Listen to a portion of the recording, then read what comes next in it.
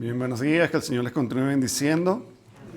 Damos gracias a Dios por este tiempo de alabanza. Es hermoso alabar a nuestro Dios, Él es digno de ello. Hoy vamos a estudiar el capítulo 19 del Evangelio según San Juan. El título del mensaje es Consumado es. Y desde ahora veremos la narración del sufrimiento físico que experimenta Jesús desde los azotes hasta el momento de su muerte en la agonía de su crucifixión. Hemos ya comentado sobre la muerte por crucifixión. Es una forma de ejecución común en el Imperio Romano en el tiempo de Jesús. Era una muerte lenta y agonizante. El peso del cuerpo suspendido ejercía una presión constante sobre los músculos y órganos internos, provocando un dolor insoportable. Debemos tener eso en cuenta. O sea, el sufrimiento de Jesús fue atroz. Algo que ninguno de nosotros, por más mal que nos hayamos sentido, jamás vamos a experimentar lo que Jesús padeció. Esta crucifixión provocaba, ¿verdad?, que la víctima se deshidratara, le provocaba sed, asfixia y un shock hipovolémico, es decir, una condición grave que ocurre cuando hay pérdida rápida de sangre y fluidos corporales, lo que impide que el corazón bombee suficiente sangre al cuerpo. Imagínense ese cuadro clínico.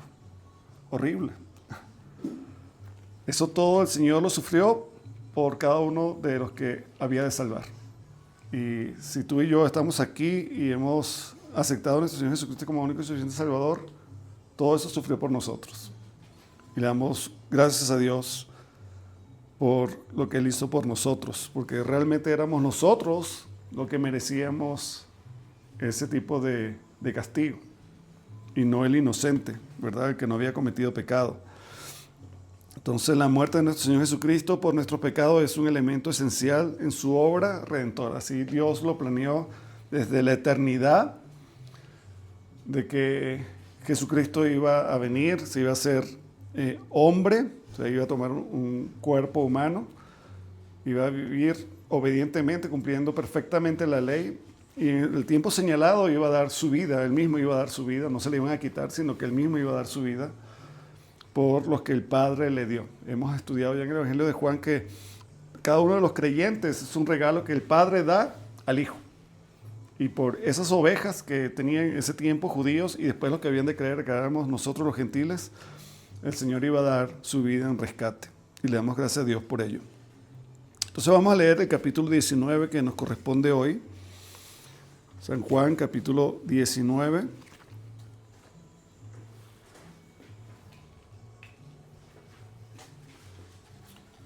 Dice así la palabra de Dios. Así que entonces tomó Pilato a Jesús y le azotó. Y los soldados entretejieron una corona de espinas y la pusieron sobre su cabeza. Y le vistieron con un manto de púrpura. Y le decían: «Salve, Rey de los judíos». Y le daban de bofetadas. Entonces Pilato salió otra vez y les dijo: «Mirad, os lo traigo fuera, para que entendáis que ningún delito hallo en él». Y salió Jesús llevando la corona de espinas y el manto de púrpura. Y Pilato les dijo: «He aquí el hombre». Cuando le vieron, los principales sacerdotes y los alguaciles dieron voces diciendo: «Crucifícale, crucifícale». Pilato les dijo: «Tomadle vosotros y crucificarle, porque yo no hallo delito en él». Los judíos le respondieron: «Nosotros tenemos una ley, y según nuestra ley debe morir, porque se hizo a sí mismo hijo de Dios». Cuando Pilato oyó decir esto, tuvo más miedo, y entró otra vez en el pretorio y dijo a Jesús: «¿De dónde eres tú?». Mas Jesús no le dio respuesta. Entonces le dijo Pilato: «¿A mí no me hablas? ¿No sabes que tengo autoridad para crucificarte y que tengo autoridad para soltarte?» Respondió Jesús: ninguna autoridad tendrías contra mí si no te fuese dada de arriba. Por tanto, el que a ti me ha entregado, mayor pecado tiene. Desde entonces procuraba Pilato soltarle, pero los judíos daban voces diciendo: si a este sueltas, no eres amigo de César. Todo el que se hace rey a César se opone. Entonces Pilato, oyendo esto, llevó fuera a Jesús y se sentó en el tribunal en el lugar llamado El Enlosado, y en hebreo Gabata. Era la preparación de la Pascua y como la hora sexta. Entonces dijo a los judíos: he aquí vuestro rey. Pero ellos gritaron: fuera, fuera, crucifícale. Pilato les dijo: ¿a vuestro rey he de crucificar? Respondieron los principales sacerdotes: no tenemos más rey que César. Así que entonces lo entregó a ellos para que fuese crucificado. Tomaron pues a Jesús y le llevaron. Y él, cargando su cruz, salió al lugar llamado de la Calavera, y en hebreo Gólgota. Y allí le crucificaron, y con él a otros dos, uno a cada lado, y Jesús en medio. Escribió también Pilato un título que puso sobre la cruz, el cual decía: Jesús Nazareno, Rey de los Judíos. Y muchos de los judíos leyeron este título, porque el lugar donde Jesús fue crucificado estaba cerca de la ciudad, y el título estaba escrito en hebreo, en griego y en latín.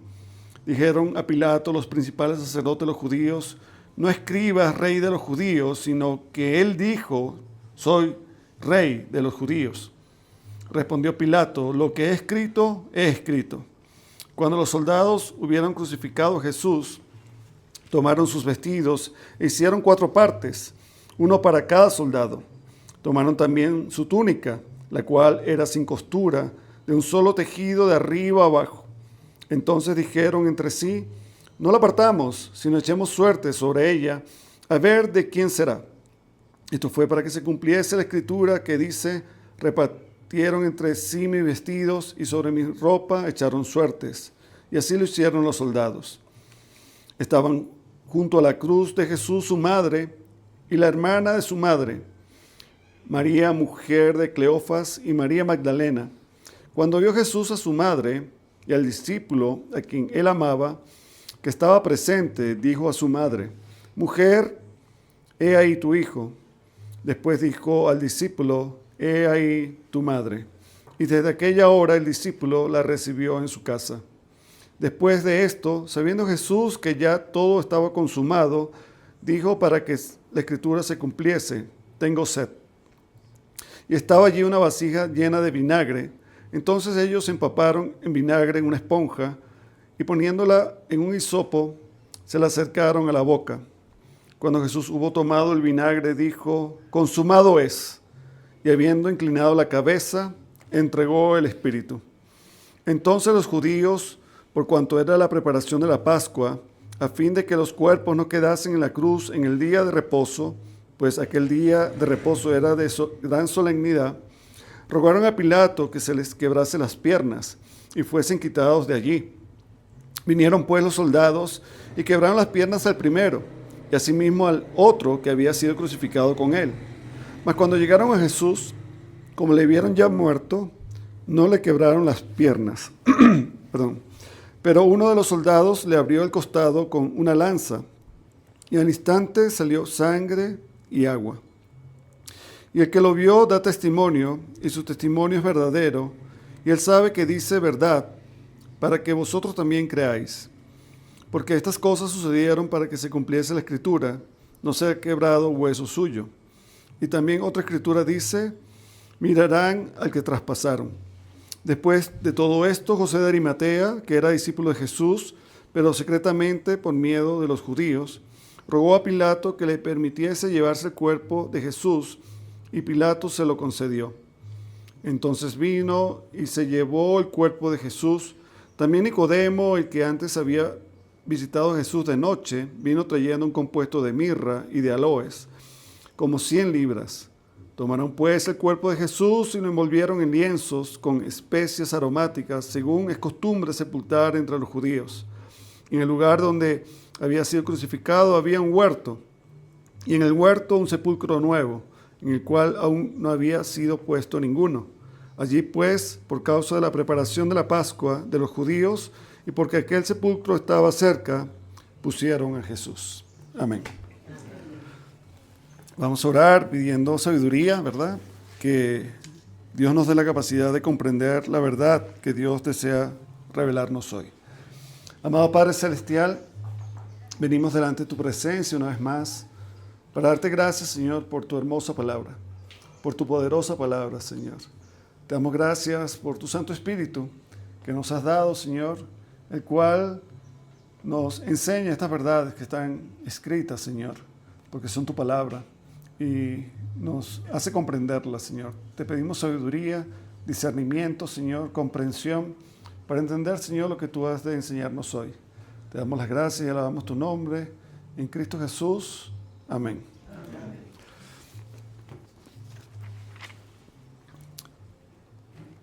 Vemos en el versículo 38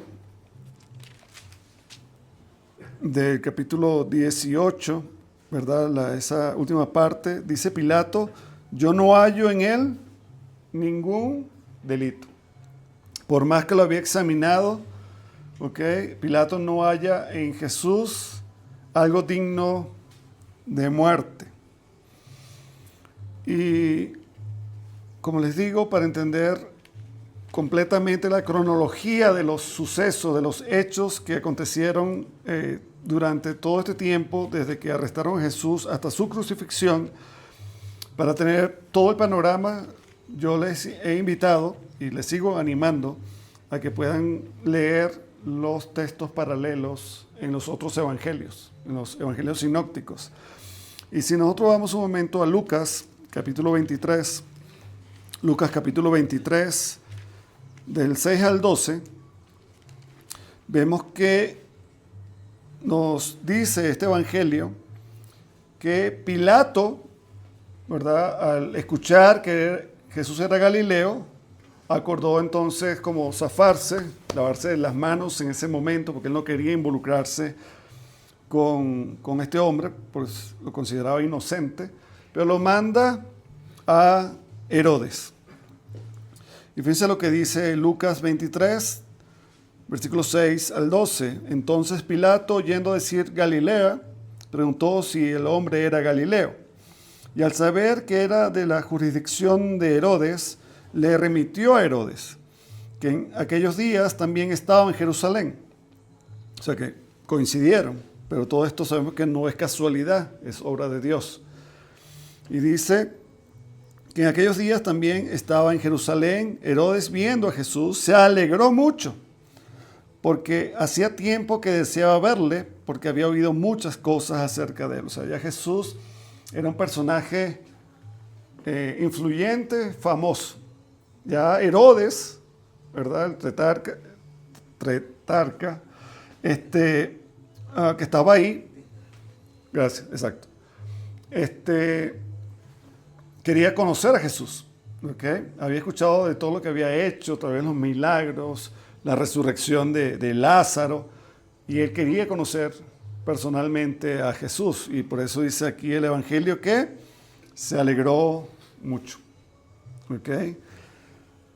y dice, y esperaba verle hacer alguna señal, algún milagro.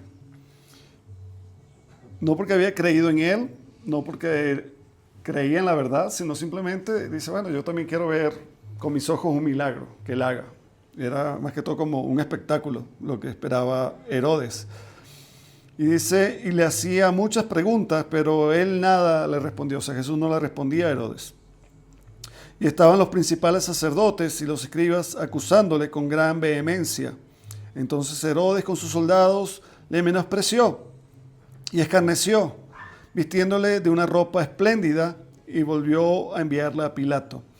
Y se hicieron amigos Pilato y Herodes aquel día, porque antes estaban enemistados entre sí. ¿Por qué leo este texto? Y es a propósito porque vamos a ver más adelante que a Jesús le dan de bofetadas, le tejen una corona de espinas, le ponen un manto, ¿verdad? Una capa de púrpura que era de los reyes. Y pareciera que hay una contradicción. ¿Quién hizo eso? si fue Pilato o fue Herodes. Y según el texto, Lucas nos da a entender que fue mientras estuvo con Herodes. Mientras estuvo con Herodes, los soldados romanos, que era la misma guarnición, son los que le dan de bofetadas, lo escarnecen, tejen la corona de espinas y lo visten con ese manto de púrpura. ¿Okay? Pero no hay contradicción, simplemente es la forma de verlo, porque fue Pilato que orquestó también este envío a Herodes para, ¿verdad?, no mancharse sus manos, pero al final, ¿qué hace Herodes? Tampoco lo ve culpable. Lo escarnece, lo lastima, pero lo regresa a Pilato y Pilato va a decir que aún Herodes, al examinarlo, porque lo vuelven a examinar, no consiguen nada en él que sea una causal para darle muerte a Jesús. Entonces, ¿verdad? No hay delito, no hay causa de muerte y de acuerdo con la orgullosa tradición de la justicia romana, que ellos supuestamente decían que eran justos en sus juicios, ¿qué pasa? Suena irónico que si Pilato había considerado a Jesús inocente, recuerden lo que leímos, no hallo nada malo, ¿verdad?, en este hombre. No hallo ningún delito en este hombre. Pero aún así, ¿qué hace? Dice el versículo 1 del capítulo 19 que estamos estudiando hoy, le azotó. Tú no castigas a alguien que no ha hecho nada, porque eso no es justicia. Y si ellos se consideraban una justicia, ¿verdad?, y era un orgullo para ellos esa justicia romana, ¿por qué azotar a alguien que no es culpable? ¿Ok? Suena como, ¿qué pasó aquí? ¿Ok? Y vamos a darle una duda razonable a Pilato. Vamos a decir, si no a Jesús, sino a Pilato. ¿Por qué Pilato hizo eso? Y podemos pensar que Pilato procedió de esa manera con el fin de apelar a la simpatía humana, ¿verdad?, de los judíos al ver a un hombre sangrando, castigado. Y normalmente cuando uno ve a una persona herida, indefensa, golpeada, ¿qué es lo que normalmente debería surgir? Compasión. Compasión. O lástima, por decir algo. Pero ¿qué pasó con todo ese pueblo y con los líderes religiosos? No le hizo mella. Igualito ellos siguieron gritando y pidiendo que Jesús fuese, ¿qué? Muerto, que fuese crucificado. Entonces, tal vez este intento de Pilato de nuevamente soltar a Jesús, ya dice, mira, ya lo castigué, si usted pensaba que había hecho malo, ya lo acabo de castigar, déjenlo tranquilo ya. Pero no, ellos querían, ¿qué? Más y más y más. O sea, ellos querían verlo muerto. Entonces, por eso vamos a darle en esta oportunidad como una duda razonable a Pilato de si él lo consideraba inocente, ¿por qué lo vas a castigar? Tal vez fuera una treta, algo que él, ¿verdad?, pensó para ver si podía de esta manera aún liberar a Jesús, pero no resultó. Como les dije, aquí se presenta como un problema en el orden cronológico de los hechos, porque aquí dice que Pilato lo azotó, pero ya hemos leído en Lucas que dice que ¿quién fue? Que lo escarneció, que le dieron de bofetadas también, es cuando estaba con Herodes, en la misma ciudad de Jerusalén, ¿okay?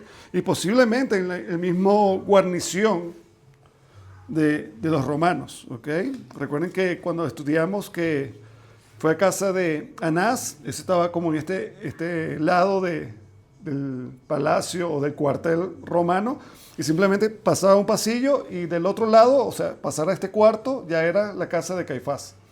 Y normalmente en el pretorio, donde estaban los soldados romanos, sucedía que había también ciertas áreas cuando les visitaba, porque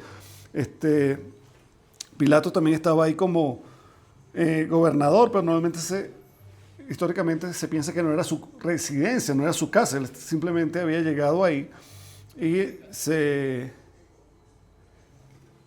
dio, ¿verdad?, todos los eventos que narra el Evangelio. Pero posiblemente no estaba cerca del templo, y así también llega Herodes, y vemos aquí que son planes de Dios para que todo esto acontezca. Entonces, en Mateo 27, 26 y en Marcos 15, 15, ustedes van a ver, vamos a leerlos, Mateo 27, 26. Dice, entonces le soltó a Barrabás y habiendo azotado a Jesús, le entregó para ser crucificado. Pero esto es como un resumen. No aparecen los detalles de cómo fue este suceso. En Marcos 15, 15 es algo muy parecido, se copia como de Mateo. Y Marcos 15, 15 dice, y Pilato, queriendo satisfacer al pueblo, le soltó a Barrabás y entregó a Jesús después de azotarle para que fuese crucificado. Entonces vemos a Mateo, a Marcos y Juan como si todo esto está auspiciado ¿por quién? Por Pilato. Pero bueno, Lucas no está fuera de esto, porque dice que Pilato fue el que mandó a Jesús, ¿a dónde? A Herodes. O sea, ¿quién fue el que lo mandó para allá?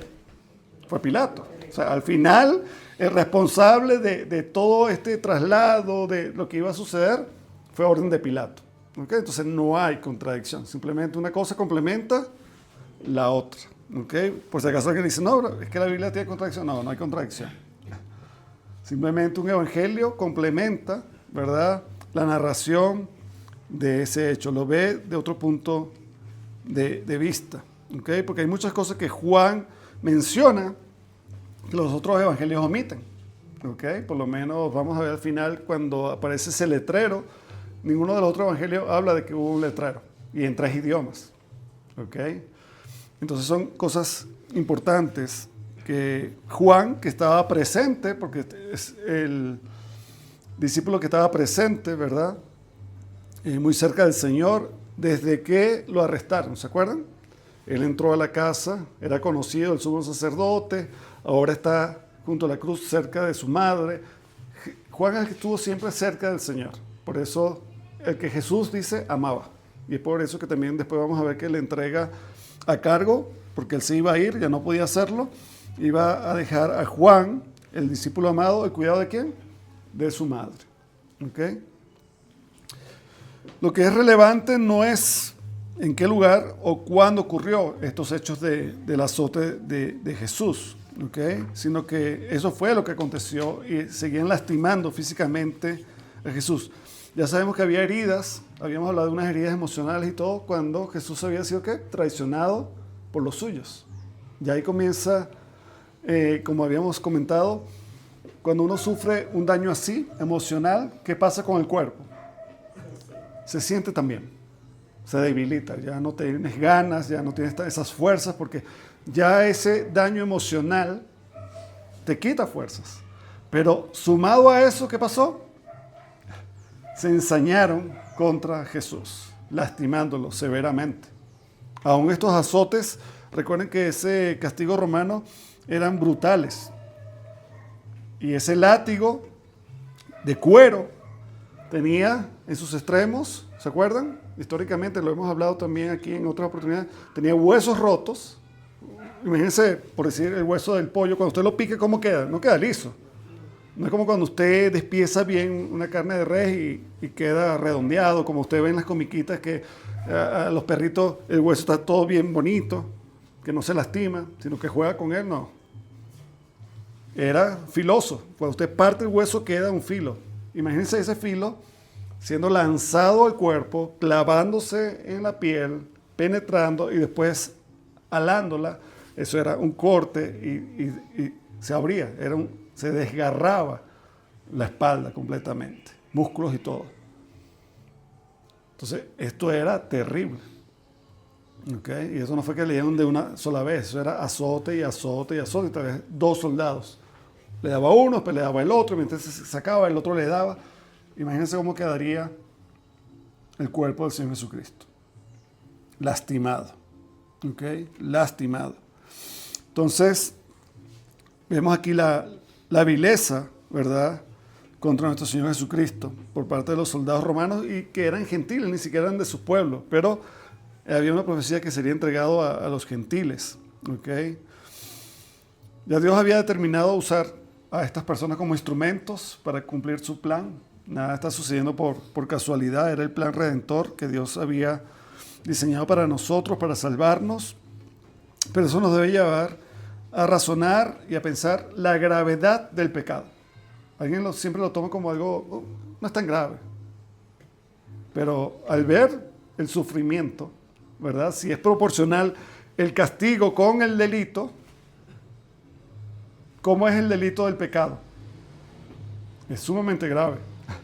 Para la forma como sufrió Jesús, el pecado no es algo, ¿verdad?, liviano, algo que debemos menospreciar, sino que debemos prestarle atención. Es grave el pecado. Entonces vemos que Pilato, al presentar nuevamente a Jesús ante el pueblo, después de haber sido azotado y estar en esas condiciones, ¿verdad?, no ha cambiado nada la actitud del pueblo. ¿Okay? A veces estaban alegrando de que lo hubieran ya empezado a castigar. ¿Okay? Pero con euforia y con grandes voces, ellos que dicen, una y otra vez dice, crucifícale, crucifícale.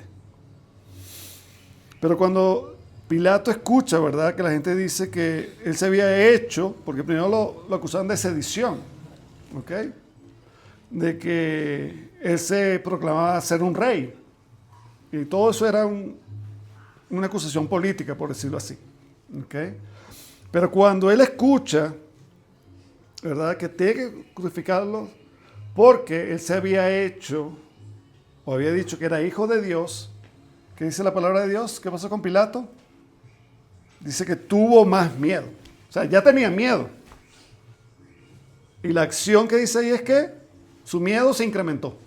Tuvo más miedo. ¿Ok? Es interesante eso. La gente le acusaba de blasfemo, pero sabemos que los que no aman ni pertenecen a Dios rechazan la verdad y siguen la mentira. Tanto así que empujaron, por decirlo, con el bullicio, la gritería, dando órdenes a Pilato, que era el procurador. Era él que tenía que dar órdenes, pero los jefes religiosos que estaban haciendo, estaban dando órdenes al procurador, diciéndole, crucifícale. Eso era una orden. O sea, no hay, si tú quieres, te pedimos por favor. No, era una orden. ¿Okay? El pueblo, estos líderes, están dando una orden, ¿qué? A Pilato, crucifícale. No tienes opción. Es más, lo amenazaron. Si tú no lo crucificas, tú te estás rebelando contra César, porque ese es el verdadero rey. ¿Y qué pasó ahí? Entonces Pilato se vio contra la espada y la pared. Y dice, wow, él es inocente, pero ¿qué hago? Si no es él, soy yo el que voy a perder mis beneficios políticos, mi residencia tal vez aquí, la gracia del pueblo, aún tal vez, ¿verdad? César me puede quitar de este puesto. ¿Y qué será de mí? Y lamentándolo mucho, ¿verdad? Hay muchos cristianos hoy día que actúan así. Cuando están en un momento de conflicto para decidir entre Jesús y ellos, ¿por quién deciden? Por ellos. Por ellos, ¿ok? Cuando buscan un beneficio rápido, que satisfaga un deseo, un capricho, y luego dice, bueno, voy a mentir y después pido perdón por decir algo, que sería lo que uno considera menos grave. Yo sé que no debo mentir, yo sé la verdad, pero en este momento yo necesito mentir para salir de este follón o de este problema o conseguir eso que yo quiero. Voy a mentir. Al final después pido perdón. Y Dios, que es bueno, me perdona. Cuidado. Y así con otras cosas. ¿Ok? Pero estoy hablando de lo más sencillo, que es lo común. A veces hacemos algo y pensamos, lo voy a hacer. Al final después pido ¿qué? Perdón y ya. Es como si vas a decirle a esa persona, yo lo voy a golpear, le voy a dar una buena golpiza y después le pido perdón. ¿Verdad que eso no está bien? Para nada. Eso no es así. Es una falta muy grave pecar adrede. Es muy grave. ¿Ok? A propósito, con intención deliberada. Es grave. No piensa que el Señor lo va a tomar y dice, tranquilo, ya me estás pidiendo perdón, ya yo lo olvido. No. Él vio que eso tú lo hiciste ¿con qué? Adrede, con intención mala, maligna. Y ese pecado no es tan fácil perdonado. ¿Ok? Tenemos que tener cuidado, porque nosotros no nos podemos burlar de Dios.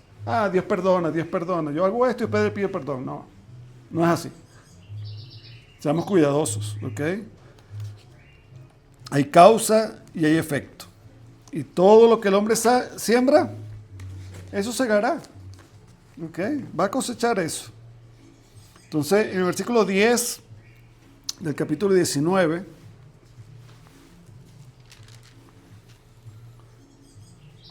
es interesante que, ¿verdad? Cuando él escucha de que se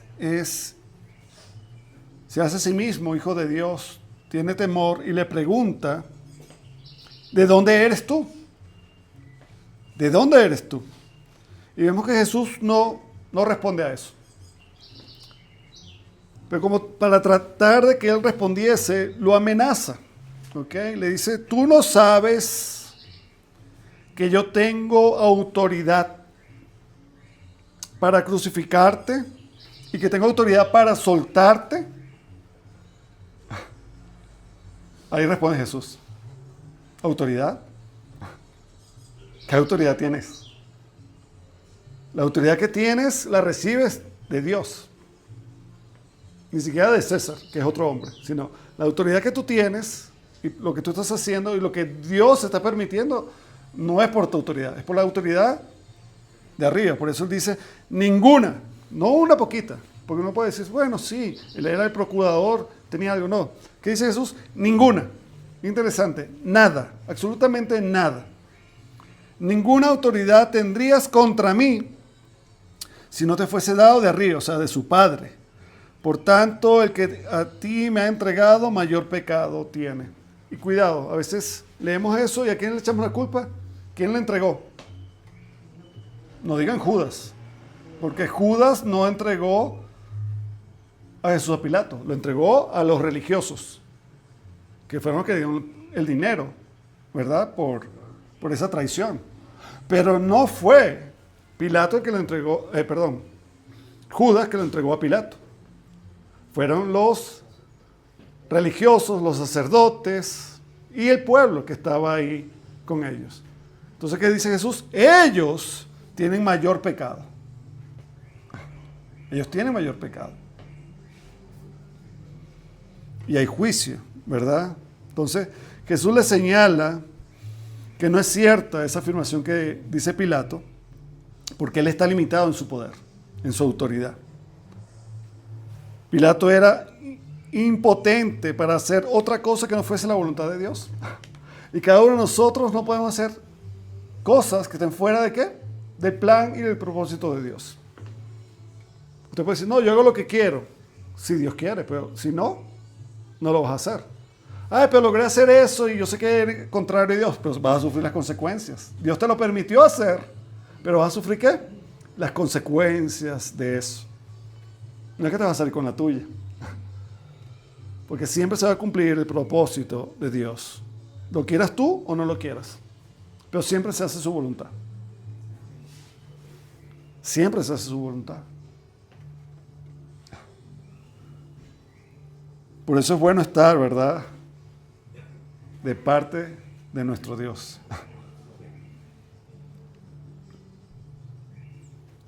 Nada de los sucesos que acontecían a Jesús y a nosotros hoy día, ni siquiera la muerte, está fuera de la soberanía de Dios. Dios sabe cuándo. Porque está escrito, dice la palabra de Dios, ¿verdad? Así desde que el día que nacemos, ya hay un día que el Señor, ¿qué? Ha determinado cuándo nos vamos a morir. Y nadie cambia eso. No va a ser ni un día después, ni un día antes, ni una hora después, ni una hora antes. Va a ser en el tiempo que el Señor ha, ¿qué? Señalado.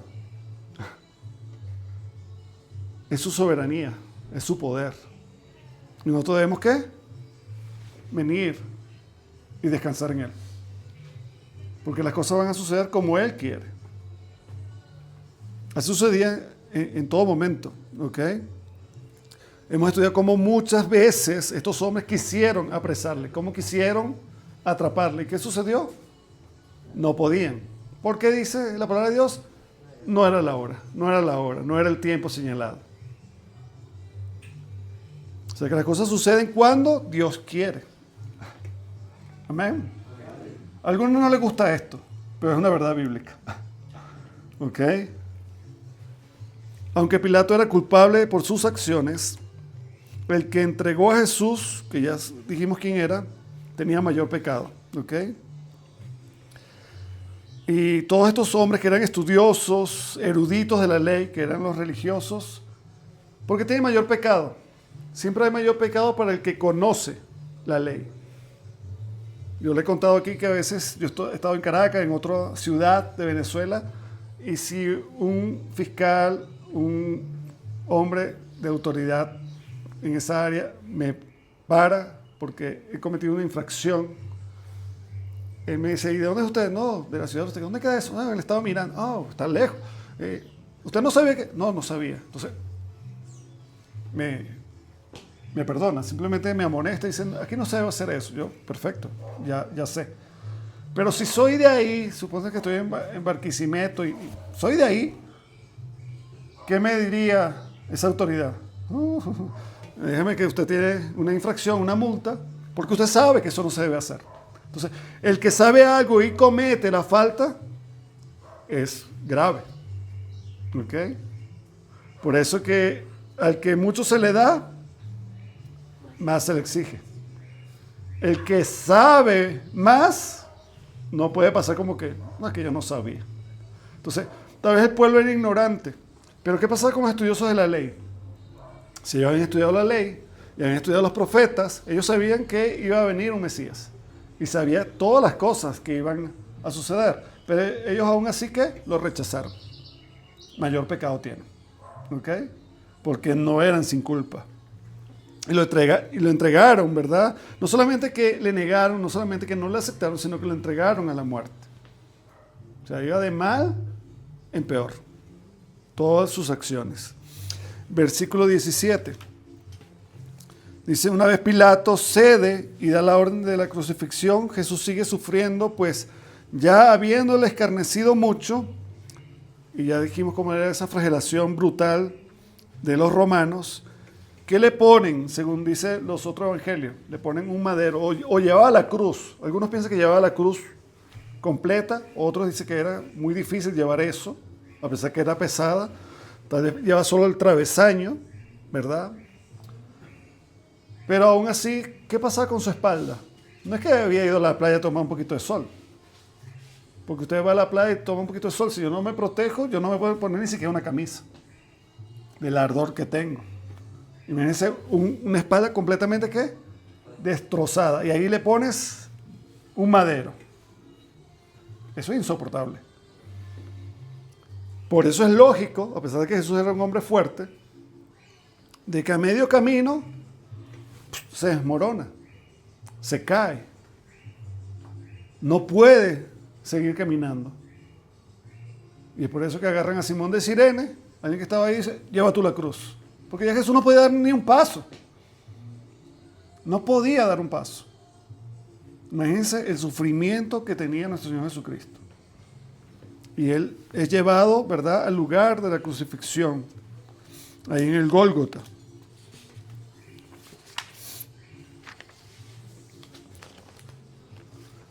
Lo llevan al lugar donde le darían muerte.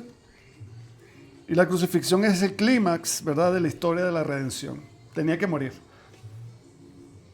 Dice la palabra de Dios que sin derramamiento de sangre no hay remisión de pecados. Para que nuestros pecados fuesen perdonados, Jesús tenía que morir. Simplemente. ¿Ok? Y Jesús fue a la cruz porque Dios nos amó a nosotros y envió a su Hijo en propiciación por nuestros pecados. Pero su crucifixión también refleja la manifestación de la depravación humana. ¿Ok? El pecado más notorio contra la luz, la gracia y el amor divino fue ¿qué? Estos hombres perversos llevar a Jesús, la verdad, el que nada malo había hecho, a esa muerte atroz. En el versículo 19, es interesante que Pilato mandase a hacer un título. Algunos dicen, bueno, eso fue sarcasmo, simplemente. Pero más que eso, yo pienso que Pilato reconoció verdaderamente que Jesús sí era lo que decía que él era, el rey de los judíos. Y por eso pone esa inscripción. Y no lo pone como lo pedían los fariseos, ¿verdad? No, él dice, soy el rey de los judíos. No, él es el rey de los judíos. Ustedes lo están matando. O sea, Pilato lo colocó ahí. Y ahí parece que se armó de valor porque ya no se dejó, ¿qué? Sobornar ni nada. Sino lo que es escrito ahí se queda. O sea, ahí no hay modificación. No vamos a hacer otro letrero. Y era interesante la cercanía. Imagínense la ciudad de Jerusalén. Y se veía claramente a los que estaban crucificados ahí, a los tres, Jesús en el medio. Y se veía claramente, las personas que estaban en Jerusalén no estaban ahí, sino que estaban en Jerusalén, veían la inscripción. Imagínense el impacto de las personas que estaban llevadas. Recuerden que Jerusalén estaba ¿qué? Llena de una multitud porque se iba a celebrar la Pascua. ¿Okay? Estaba repleta. No cabía más nadie, por decirlo así. Y desde ahí veían ¿qué? Ese suceso, ese cuadro tan terrible. ¿Ok? Y los tres que estaban muriendo ahí sabemos, por lo que hemos contado, que eran judíos. ¿Ok? Eran judíos.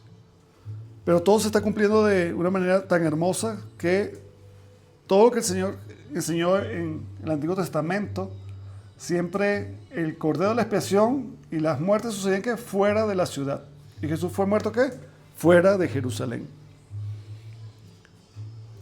El texto narra, ¿verdad?, que los 4 soldados, cuando le han crucificado, dice que repartieron entre ellos ¿qué?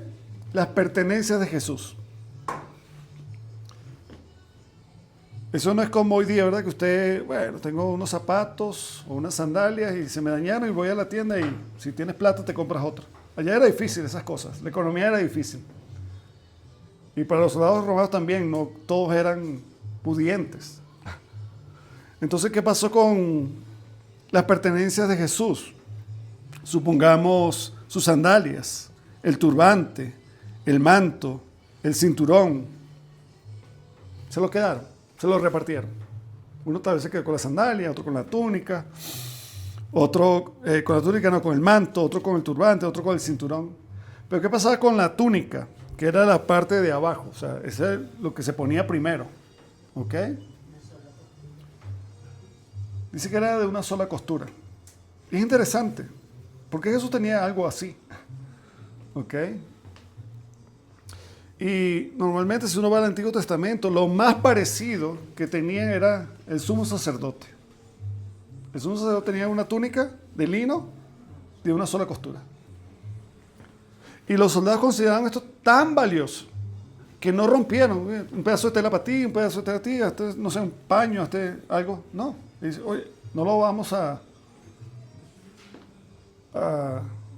dividir. ¿Verdad? Era una sola costura, de arriba a abajo. Vamos a echar suerte. Y quien caiga la suerte se queda con la túnica completa. Y es interesante esto, ¿ok? Algunos teólogos reflejan eso como esa vestimenta como del sacerdocio de Jesús. Pero es interesante que si uno va al Antiguo Testamento, ¿se acuerdan de alguien que también tenía una túnica que le había hecho su padre y la mancharon con sangre? José. Dice que sus hermanos le vendieron, le quitaron la túnica que le había hecho su padre y mataron un animal y lo llenaron de sangre. Pero, ¿qué diferencia hay? Esta sangre era de un animal, no era la de José. Pero aquí sí era la de Jesús. ¿Y estaba con sangre o no estaba con sangre? Sí estaba con sangre, porque hemos dicho que ya lo habían escarnecido. Su espalda estaba llena de heridas. Estaba soltando sangre y cuando lo visten otra vez, porque para hacerle eso lo desnudaron, pero después lo vistieron y mientras él va, ¿qué pasa con esa vestimenta? Si usted está con un sangrado, ¿qué pasa con la ropa? Se mancha. Aún así, los soldados la querían, aunque estuviera llena de sangre. Pero más valioso que la túnica era quien la portaba, ¿verdad? Era Jesús. Él era el importante. Pero para que todo se cumpliese, como dice el Salmo 22, 18, repartieron entre sí mis vestidos y sobre mi ropa echaron suertes. Profecía tras profecía de lo que iba a suceder con Jesús, ¿qué? Se estaba cumpliendo una y otra vez. Gloria a Dios. Todo esto, el relato bíblico nos enseña, como dice Juan, ¿verdad? Más adelante, todas estas cosas fueron escritas ¿para qué? Para mostrar la verdad y creyendo, ¿verdad? En Jesucristo. Podamos creer en Jesucristo. ¿Ok? Fíjense, no hemos llegado ahí, vamos a llegar dentro de algunos domingos. Dice el versículo 24, el capítulo 21, que es el último de Juan, dice, este es el discípulo que da testimonio de estas cosas, o sea, Juan, y escribió estas cosas y sabemos que su testimonio es verdadero. Y hay también otras muchas cosas que hizo Jesús, las cuales si se escribieran una por una, pienso que ni aún en el mundo cabrían los libros que se habrían de escribir. Es increíble todo lo que había hecho el Señor Jesucristo. Pero ¿qué hace Juan? Él recopila, saca lo más notorio, ¿verdad? Y él lo ve de la parte de la eternidad de Jesucristo, a diferencia de los otros evangelios. Jesús lo ve, o sea, Juan lo ve a Jesús desde la eternidad, ese verbo encarnado. Amén. Pero todas estas cosas escritas no solamente para que conozcamos historia, sino que todo esto nos lleva a conocer la verdad, y esa verdad es Cristo. ¿Ok? Cuando nosotros estudiamos esto es para que conozcamos ¿a quién? A Cristo, nuestro Señor, Salvador, y Dios quiera que Rey también. El pueblo judío no le reconoció como Rey. Y hay hoy, tristemente, muchos cristianos que no tienen a Jesús como ¿qué? Como Rey. No le reconocen como Rey. Dirán, es el Rey de otro, pero mi Rey no es. Y tal vez no lo dicen con sus palabras, pero sí lo dicen ¿qué? Con sus hechos, con su manera de vivir. Lo gritan. Es más, ni siquiera lo vocean, lo gritan. Jesús no es mi Rey. Tristemente.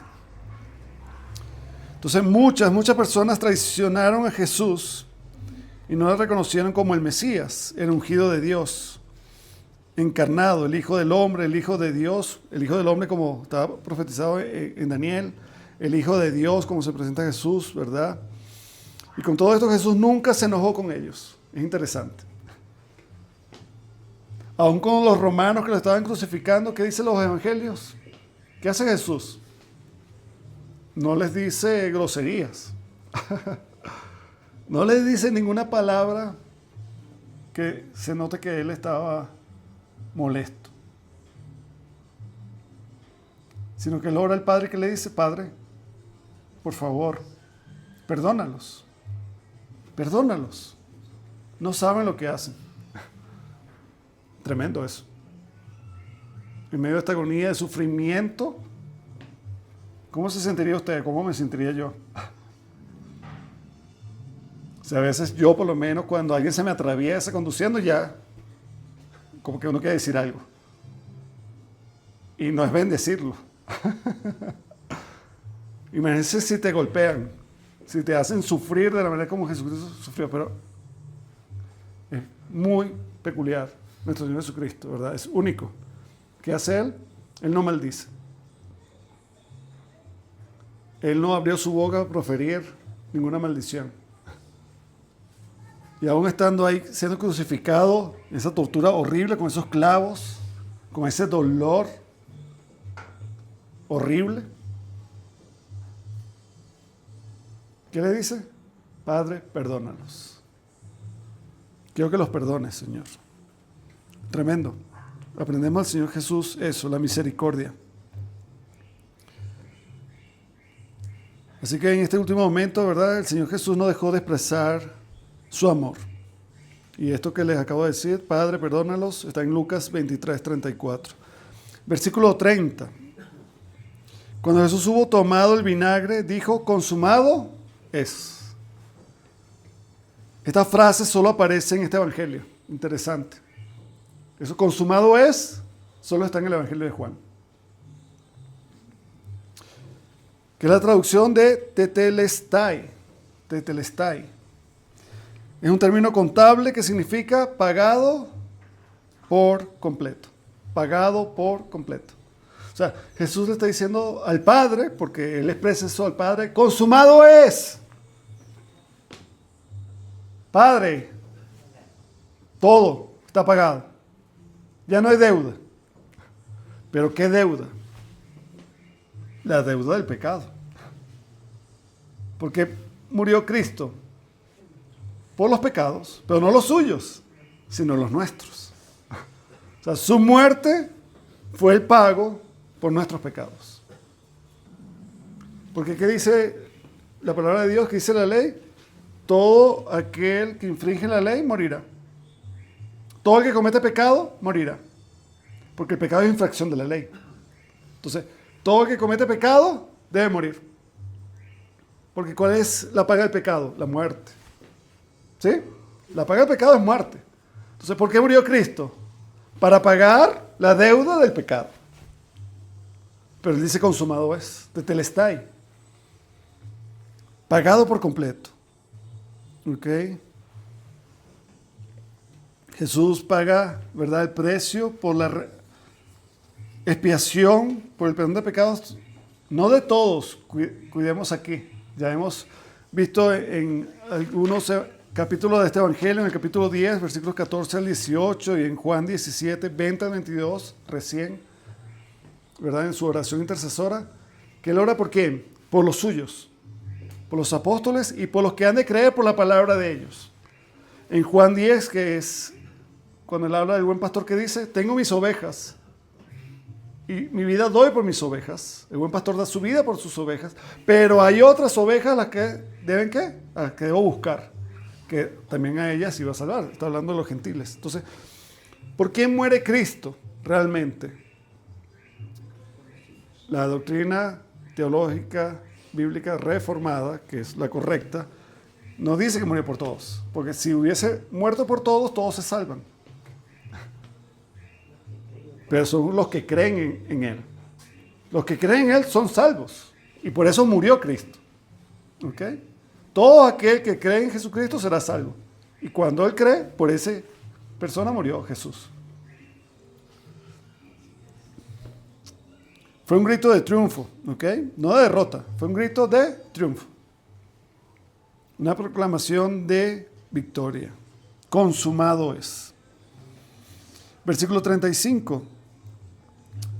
Dice ahí, ¿verdad?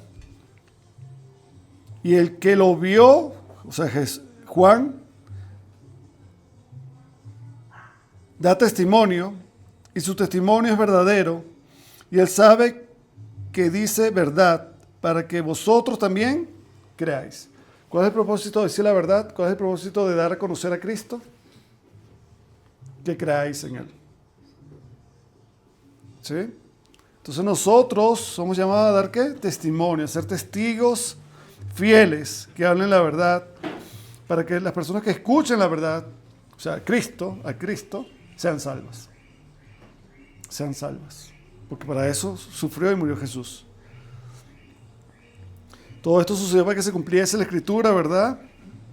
Cada profecía para su plan redentor, para que esa expiación se cumpliese en nosotros. Sin derramamiento de sangre no hay perdón de pecados. Versículo 37 dice, como dice la Escritura, mirarán al que traspasaron, así como lo señala Jesús, ¿verdad?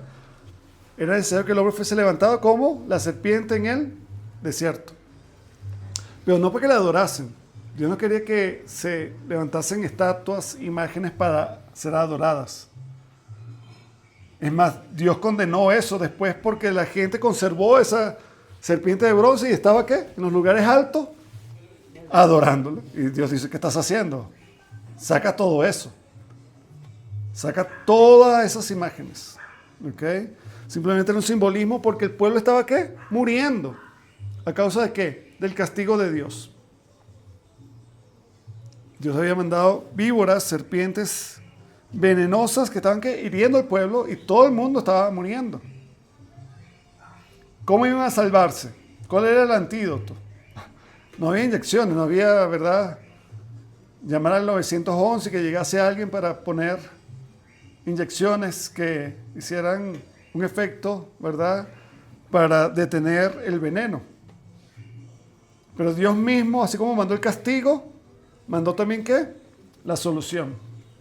Y le dijo a Moisés, hazte una serpiente de bronce, levántala. El que vea a la serpiente con fe, pero no era fe a la serpiente, era fe al que podía sanar y salvar, o sea, a Dios. Esa persona, ¿qué? No moriría. Entonces el simbolismo que dice Jesús, así como los hombres fueron salvos al obedecer y mirar, ¿verdad?, a lo que Dios había dicho, ¿a quién debemos ver ahora? Solo a Jesús. El que ve a Jesús, el que cree en Jesús, es salvo. Es salvo de la muerte, de la condenación. Dice 2 Corintios 5:21, al que no conoció pecado, por nosotros lo hizo pecado, para que nosotros fuésemos hechos justicia de Dios en él. Somos justificados por la obra de Cristo, por su justicia. Isaías 53, 5 y 6 dice, mas el herido fue por nuestras rebeliones, no por sus, sino por nuestras rebeliones, molido, imagínense, molido. A mí me llama mucho la atención y parece grotesco, pero cuando usted va al supermercado y pide una pieza de carne, usted la ve enterita. Pues usted dice, ¿me la puede moler? ¿Por dónde pasa? Por una máquina que destroza esa carne. La destroza. Ustedes saben cuando compran carne molida. Molido fue. Y hay un dicho que no se usa mucho, pero antes cuando estaban esas pandillas, ¿qué decían algunos? Lo molieron a golpe. ¿No han escuchado eso? Y algunos lo dicen, lo molieron a golpe, lo dejaron vuelto nada. Bueno, así sufrió Jesús. Le dieron por todas partes. Le bofetadas, le escupieron, le dieron golpes, le pusieron la corona. ¿Qué más? Ya casi, ¿verdad? Al ser crucificado estaba casi muerto, por decirlo de alguna manera. Por eso cuando vienen los soldados ya no había aliento de vida en él. Pero era para que se cumpliese la profecía de ¿qué? De que ninguno de sus huesos sería roto. Aún cuando el soldado romano atraviesa el costado, milagrosamente pasa entre las costillas, pero no hiere ninguno de sus huesos. ¿Ok? Gloria a Dios. Versículos 38 al 42, ¿verdad? Nos narra que hubo 2 discípulos secretos de Jesús, estaban en secreto, pero eran discípulos de Jesús, hasta que tuvieron la valentía de aparecer, ¿verdad? Y ese era José de Arimatea y Nicodemo, el que ya estudiamos en el capítulo 3, que vino a Jesús de noche, ¿verdad? Dice que estos hombres fueron los encargados para pedir el cuerpo a Jesús, para bajarlo de la cruz. Ellos llevaron todos los preparativos, tal vez de una manera muy apresurada, no había mucho tiempo. Muchos teólogos piensan que Jesús murió a las 3 de la tarde.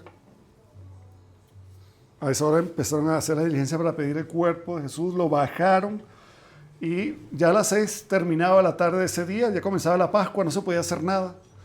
Pero dice que todo estaba, ¿verdad?, ya planeado por Dios. Dice que en el lugar de la crucifixión, ahí en la calavera, en el Gólgota, había que un huerto. Un huerto normalmente significa un lugar donde hay árboles frutales. Y en ese sitio donde había esos árboles, había también una peña, un sepulcro en la roca. Y todo eso estaba dispuesto ¿para quién? Para Jesús. Dice un sepulcro que nadie había usado antes. Ahí no había estado antes un muerto. ¿Ok?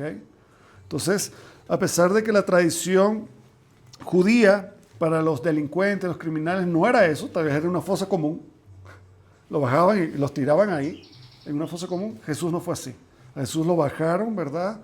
Y lo sepultaron en un sepulcro nuevo y hicieron todo el rito de cómo era normalmente para preservar ese cuerpo con aloes, con especias, con mirra, y lo prepararon de manera rápida, llevaron lienzos y ya es todo lo que pudieron hacer. Pero como le querían dar una mejor sepultura, sabemos, lo vamos a estudiar después, que las mujeres querían que al día siguiente, después que pasara la Pascua, quisieron ir al sepulcro a preparar bien el cuerpo de Jesús, con más dedicación, como lo saben hacer las chicas, ¿verdad? Con más cuidado. Tal vez los hombres eran muy toscos, pero también ese era el trabajo que ellos conocían y eran los que daban la sepultura. Entonces, José de Arimatea y Nicodemo hicieron esto por nuestro Señor Jesucristo, por el cuerpo del Señor Jesucristo, porque dice la palabra de Dios, ¿verdad?, en el versículo 30, la última parte, que cuando Jesús dice, consumado es, dice, y habiendo inclinado la cabeza, entregó el Espíritu. Entregó el Espíritu, ¿ok? Él lo dio. Entonces, le damos gracias a Dios por este pasaje. ¿Y qué aprendemos? ¿Qué aplicaciones, además de volver a repasar, podemos entender? Primero, la depravación humana es algo que existe. El hombre es malo por naturaleza. El hombre es malo por naturaleza. No es bueno, es malo. ¿Ok? Y tan malo es que aún, considerando a algunas personas inocentes, son capaces de ¿qué? De hacerle daño. A las personas buenas pueden hacerle ¿qué? Le pueden hacer daño. Esa es la depravación del ser humano. No tiene que ser una persona mala para que tú le causes daño a alguien. Tú la puedes considerar buena y justa, pero aún así, si te molesta, si es algo que te va a incomodar, si se está atravesando, si es un impedimento, es un estorbo que tú consideras que es así, vas a hacer lo necesario ¿para qué? Para sacarlo, para que no te estorbe más. Lamentándolo mucho, tal vez en menos esa expresión está en muchos cristianos. Y después dice, bueno, yo le pido perdón al Señor y ya. Puedo mentir porque tengo que mentir. Y la palabra de Dios dice que puedes mentir en alguna oportunidad. No mintáis. El que miente es del diablo. Porque Satanás es mentiroso desde el principio. Entonces, no mientas. Di siempre la verdad. Debemos siempre ser, ¿verdad?, responsables de nuestros hechos, de las acciones que tomamos. Lo hice, bueno, si tomé una mala decisión voy a sufrir las consecuencias. Tú me debes enseñar para tomar decisiones acertadas o pensar con más cuidado lo que voy a hacer. No hago para pensar después, sino pienso para después actuar. Vemos la misericordia de Jesús. Hemos sido llamados a eso. El Señor dice, no maldigáis, sino bendecid. Bendecid a todo aquel que os maldiga. ¿Ok? Aún el que nos está haciendo daño, debemos perdonar. En eso somos conocidos como hijos de Dios. ¿Ok? Debemos ser agradecidos por lo que el Señor hizo y debemos ver la atrocidad de nuestro pecado, por lo que Jesucristo sufrió. Cada vez que recordamos esto, y por eso es tan importante la cena del Señor, porque cuando recordamos en la cena del Señor lo que sufrió el Señor, que dio su vida por nosotros, entonces nosotros como reflexionamos y que reseteamos y, epa, ¿qué estoy haciendo? Pero siempre debemos recordar, ¿verdad?, lo que el Señor hizo por nosotros, para vivir de una manera que apropiada, piadosa, santa. Que Dios nos ayude, hermanos. El Señor les continúe bendiciendo. Vamos a orar. Señor, te damos gracias porque tu palabra nos llama a la reflexión, porque tu palabra nos exhorta, Señor, porque sabemos que hay áreas aún en nuestra vida, Señor, que no han sido mortificadas.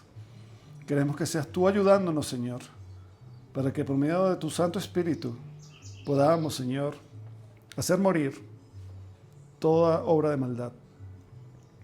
Queremos darte gracias, Señor, porque solo tú eres bueno. Porque grande, Señor, ha sido el sacrificio que hizo nuestro Señor Jesucristo para darnos vida eterna, para perdonar nuestros pecados, Señor. No permita que menospreciemos eso, ni que le quitemos el valor que tiene. Ayúdanos, Señor, a estimar a nuestro Señor Jesucristo. Pero aún más allá, Señor, permite que en verdad podamos coronarle como Rey de nuestra vida. Te pedimos esto, Padre bueno, en el nombre de Jesús. Amén.